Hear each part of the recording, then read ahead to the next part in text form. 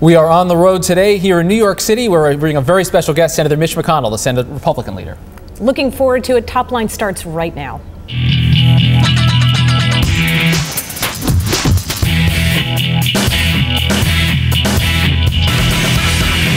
Hello and welcome to ABC News Washington Post Top Line. I'm Rick Klein. And I'm Amy Walters. Every day at noon Eastern, we bring you the latest in politics, everything you need to know before you head out the door. And as we mentioned, we are in New York today, but Twitter.com, Twitter still works even in New York City. Twitter.com/Rick Klein, Twitter.com/Amy E. I thought Walter. all the big buildings might prevent the Twitter from getting through, but it's true. We are on a big set, but we are. In any event, Amy, all right, this is my top line for today. Hillary's moment. All right, the president, as we know, is convening a Middle East peace summit, but it's the Secretary of the State who is on the spot. This is a very big moment for her. This is the kind of events that she wanted when she became Secretary of State. And the Obama administration is putting her in a central position. They know that she knows the players, obviously through her family history, through her husband. She's worked on a lot of these things before. She has the trust of all sides, and she will be a linchpin player in all of this. Absolutely. Next up, Steele's on a bus. Michael Steele, the RNC chairman, is set to hit the road for candidates. The big question is going to be, though, Amy, who wants to be along for the ride with him? We have talked before about how Chairman Steele is increasingly on the sidelines in a lot of this. This seems to be an attempt by him and the RNC to try to insert himself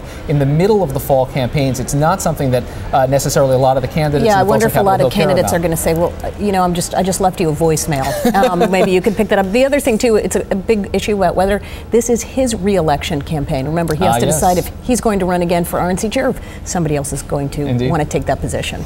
Okay, next up, laugh lines. Well, Tim Kaine is going to do the Comedy Central duo of Colbert and Stewart next week. Is this the new messaging strategy for Democrats? We're funny.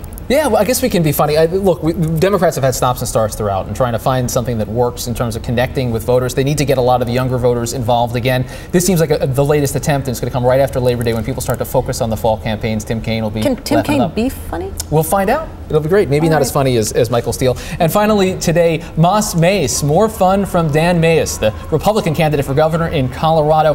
He didn't work for the Kansas Bureau of Investigation after all of this. Of course, is just the latest scandal to affect the Republican nominee out for governor in Colorado. This is very problematic, I think, for Colorado no other Republicans. state, at least that I can think of at this moment in time, have the prospects for Republicans dropped so precipitously, so quickly. When Bill Ritter was the governor, before he said he was retiring, this looked like a great pickup opportunity for Republicans. Mays has made Hickenlooper all but guaranteed. It has been a big shift. Governor's race. As we mentioned, we are very pleased to be joined by a special guest today, Senator Mitch McConnell, the Senate Republican leader, Republican of Kentucky. And Senator, I want to start with the latest primary result we saw in Joe Miller beating Lisa Murkowski. We saw in the aftermath of that, Joe Miller saying just last night he's not sure who he's going to support for Republican leader. Obviously, you're going to be working for his vote and trying to get that, maybe as majority leader even.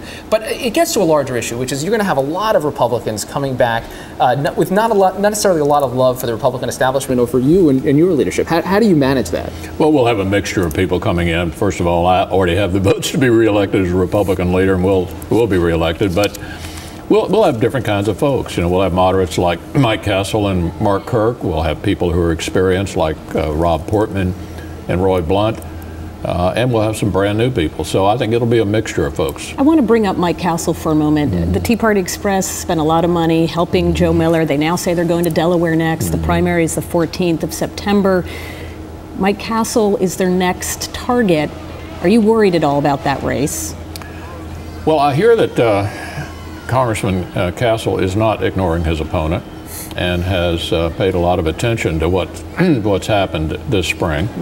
And is modeling his primary campaign after John McCain's primary campaign, and I anticipate he will have a better result. Do you think, though, that the Republican establishment, whether it's the NRSC or the RNC or something, should get in there and help him out? I mean, it's only a couple weeks away. I think he knows what he's doing and is doing the right thing. Even without the national support. I want to ask you, just give us a little bit of a preview of what you expect things to be like next year. I know there's a chance of you taking back the majority. I'm not going to ask you to get into the numbers game, but most observers would agree there's going to be more Republican senators next year than there are this year. How is that going to change the dynamics of governing, and what do you anticipate in terms of the relationship with the White House? Yeah, I had my first meeting with the president at his request about a month ago, and the reason it made news is because it hadn't happened in the first 18 months. I think I'll be seeing a lot more of him in the future. future, and I think if we have a larger number of Republicans, it will hopefully move him to the political center, which is the way he ran in 08, but not the way he's governed since then. And hopefully, if he moves to the center or right of center, we can do business. You think there's areas, though, where you'll be able to find some consensus with President Obama? We're interested in cutting spending and debt. If he becomes interested in that, I think he'll find us a willing partner. He says he's for trade agreements. We'd like to ratify trade agreements. He says he's for nuclear power. We'd like to do that. He says he's for clean coal technology. We'd like to do that. I mean, there are areas where we ought to be able to work together for the good of the country. I wanted to talk a little bit about that, again, not getting into the specifics of how many seats you pick up. But are you worried at this point? We're hearing now pundits coming out saying it could be 7, 8, 9 seats that Republicans pick up this year.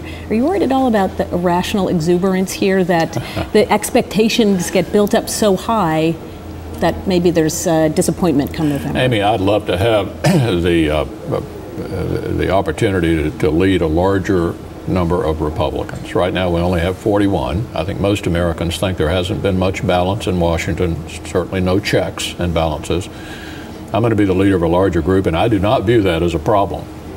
I want to ask you about the agenda over the next couple of months. There's a lot of interest on the Democratic side to make sure that at least some of the Bush tax cuts aren't allowed to expire. But of course, they want them to expire for the upper income tax earners, 250,000 plus. What is your sense of the Republican caucus? Will you guys hold the line on this? Can you hold the caucus together to preserve all of the tax cuts? First, this is a debate about tax increases.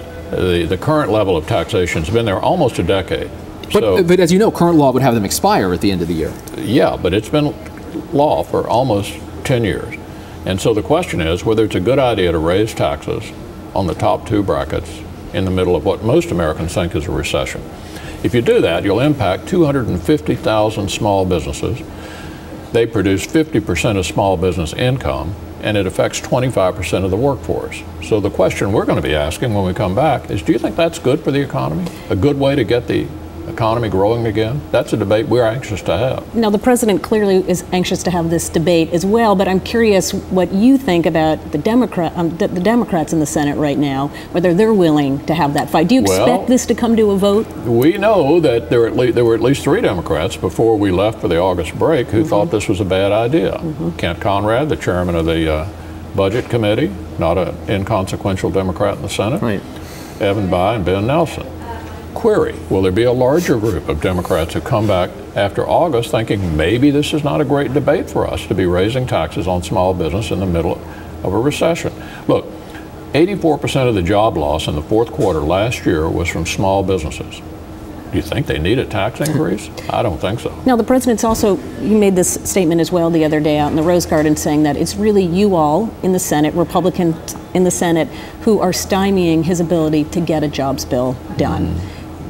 Can you explain what that's about, and what is it that you expect to happen in terms of jobs legislation? Well, there's a little bitty small business bill that no one thinks would have much of an impact on the economy that we've had some arguments over because they wanted to stick into it a too big to fail provision and did stick it in. But the larger question is, businesses sitting there hoarding cash because they're concerned about the health care taxes, the health care mandates, the tax increases that are coming in September potentially. This administration has done a lot to discourage business from growing and hiring, and that's the problem. Do you think the jobs bill passes? Do you anticipate Republicans working with Democrats? I know you've got some amendments you'd like to see. It may. Yeah, it may, but it shouldn't be oversold. I think it won't have as much positive impact as the negative impact of the health care taxes, the mandates, the new taxes that they anticipate levying in September. And Senator, as you know, earlier this week, President Obama gave that primetime Oval Office address where he talked about the removal of combat troops from Iraq. Earlier in the day, you gave a pretty harsh speech back in your home state of Kentucky talking about how the president really opposed the strategy, and obviously the entire war opposed the strategy that led to this being able. Moving forward, though, are Republicans on board for what President Obama is doing in Iraq? Yeah. I mean, I wasn't that hard on him. I approve of what he's doing in Iraq. I just wanted to point out maybe a little sarcasm. Well, but I mean, he was following the agreement that was entered into by the previous administration, under which we'd go down to 50,000 troops in August of this year. He kept to that timetable. I think it was the right thing to do. I think it would have been a little more gracious on his part to have given President Bush some credit. He talks about all he inherited, but he doesn't talk about what he inherited from the previous administration in Iraq. He basically agreed and followed their strategy. He kept their Secretary of Defense. He's still using General Petraeus. You know, why not occasionally admit that the previous administration did something that you approved of and decided to follow? Most of my members are supporting what the president's doing in Afghanistan. We think he's on the right track. So this is an area where his problems are not with us, but potentially in the future with his own people. With his own base, exactly. Senator Mitch McConnell, the Senate Republican leader, we appreciate it. New York City. I didn't think he was a New York guy, but we appreciate you being here. Come here occasionally. All right, well, that's good to know. Good to know.